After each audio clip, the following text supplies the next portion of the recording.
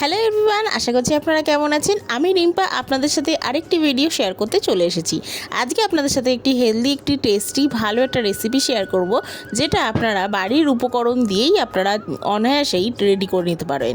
এটা কিন্তু বড় থেকে বাচ্চারা প্রায় সবাই খেতে খুব ভালোবাসবে। যেহেতু এটা প্রচণ্ড পরিমাণে হেলদি আর যেহেতু এর মধ্যে অনেক রকম সবজি থাকবে, তাহলে আপনাদের বাচ্চাদেরও সবজি খাওয়ানোর সমস্যাটা মিটে যাবে।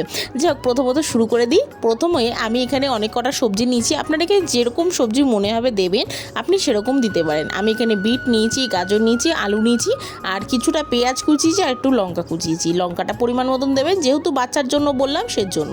এদিকে একটি মিক্সির মধ্যে 1 কাপ আটা বা 1 বাটি আটা আর একটু একটা ডিম আর একটু লবণ দিয়ে ভালো করে একটি ব্যাটার বানিয়ে নেবেন, যেরকম ওই গোলা রুটি বানান সেরকম করে একটি পাত্রের মধ্যে সেই ব্যাটারটাকে নামিয়ে নিয়ে ওর মধ্যে যে গ্রেট করা সবজি করেছিলেন সেইগুলো দিয়ে, পেঁয়াজ কুচি, লঙ্কা কুচি দিয়ে, লবণ যদি কম মনে হয় অল্প একটু লবণ দিয়ে ভালো করে মিক্স করে নেবেন।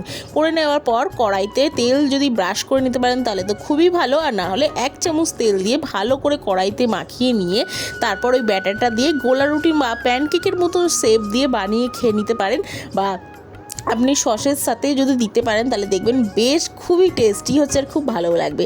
যেহেতু বাচ্চারা এখনকার দিনে ফাস্টফুডের দুনিয়া এতটাই ভালোবাসে, সেখানে এইসব খাবারের কোনো মূল্য নেই। কিন্তু আপনারা একটাবার ট্রাই করে দেখতে পারেন, যেহেতু বাচ্চারা সবজি খেতে চায় না, বড়দেরও ভালো লাগবে, বাচ্চাদেরও ভালো লাগবে। এই দেখুন, আমি খুব একটা ভালোভাবে গার্নিশ করে দেখাতে পারিনি, কিন্তু ভেতরটা প্রচণ্ড পরিমাণে সবজিতে ভরা ছিল।